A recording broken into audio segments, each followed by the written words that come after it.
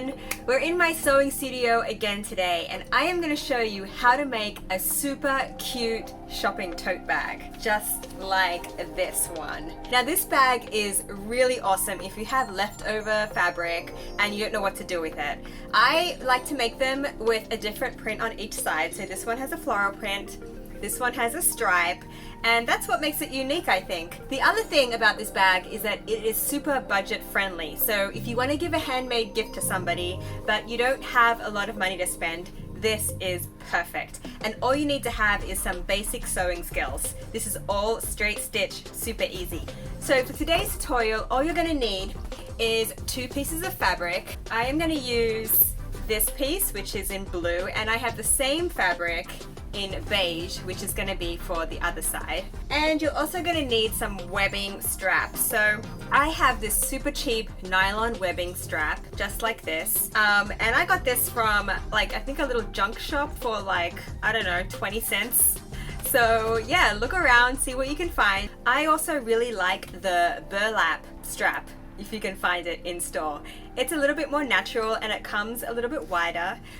You can also use any kind of webbing that you find, like anything that's colorfully braided, that would be great too. And feel free to adorn it with a pom-pom or two. Today I'm just going to show you a very basic version. So hopefully you can personalize it, and yeah, let's get started. The first thing we're going to do is cut our 2 pieces of fabric which will make up the body of the bag.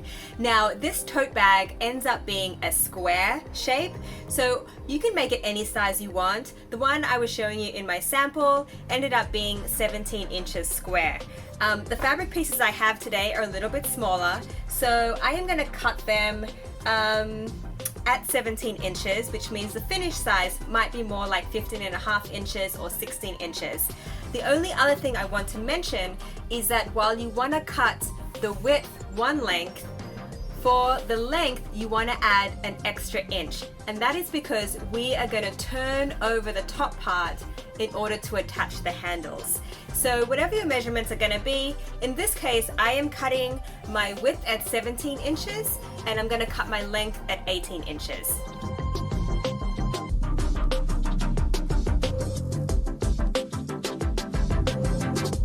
After we cut our fabric, the next step is just to mark where the handles are going to go and also where you're going to sew the bottom corners. So on each piece of fabric, here are my markings. I have just measured in 4.5 inches from the edge of one side, put a little mark here, and same for the other side, and then exactly the same on the other piece of fabric. And now for the bottom, all you are going to do is you are going to measure 2 inches from the side and 2 inches from the bottom and put a little mark there. I hope that makes sense. Just 2 inches from here, 2 inches from there, put a little mark, and same on the other side. So we have 2 dot markings on the bottom and we have 2 markings on the top where the straps are gonna go. So do that for both pieces of fabric, and then all we're gonna do is we're gonna put the 2 pieces of fabric right sides together, and you're gonna make sure that you're lining up the correct edges together. So here I have the top, and I know it's a top because I've marked my 4.5 inches from the side, and same for the other side of the fabric. And we are gonna sew down one side, the bottom, and the other side, leaving the top part open for now.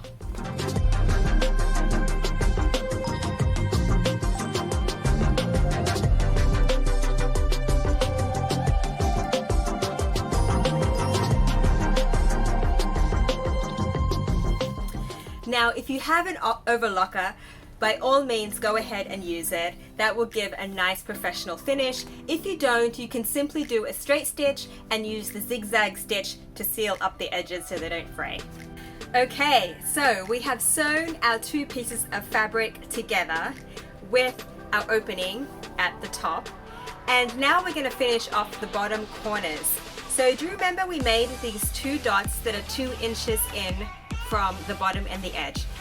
All we are going to do is stitch from one dot to the other. So here we go. I am just going to grab one dot with one hand like this, and on the other side I'm going to grab with the other hand, and we are going to sew a straight line from this point to this point, and I'm just going to pin it for you so you know exactly what we're sewing. Sewing straight across the line where the pins are, and the same for the other side. So let's do that right now. From one dot to another dot, we're going to sew straight across this line.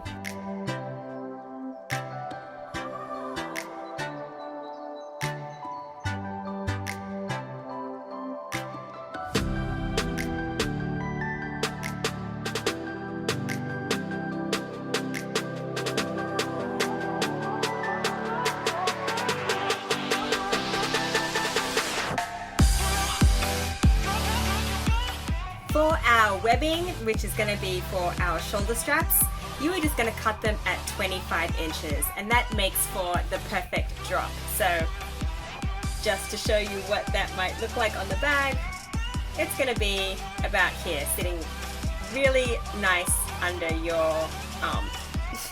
Now that our bottom corners are done, the next step is to stitch in the top handles. So all we're going to do is do a first round of hemming along the top opening, and we are going to sew in the handles as we go along. So here I've just positioned the webbing at the marks that we made earlier, so 4.5 inches in on each side, and as we go around I am just going to sew this first round a little hem like this, sewing in, I don't know if you can see this, but sewing in the webbing at the top, and we're going to do that all the way around, and then I'm going to come back and show you what to do next.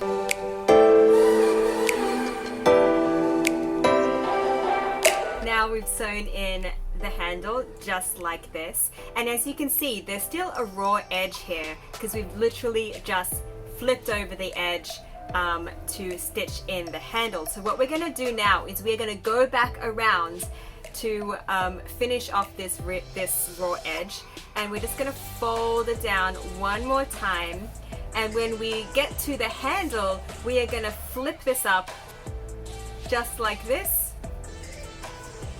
and sew that in place as well.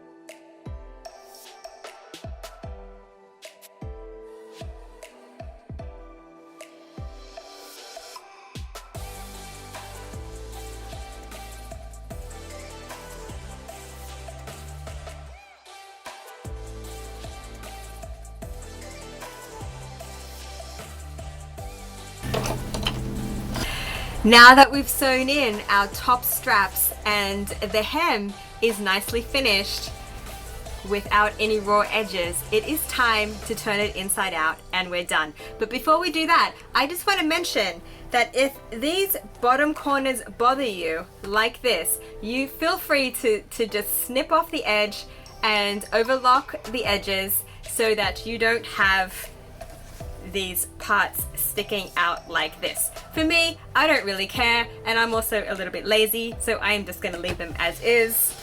I'm going to turn my bag inside out. Here we have our nice corners that we made earlier, and voila! Gorgeous new shopping tote in contrasting fabrics. I really hope you enjoyed this quick, easy tutorial today, and I would really love to see how yours turned out, so feel free to comment below. Thank you for joining me!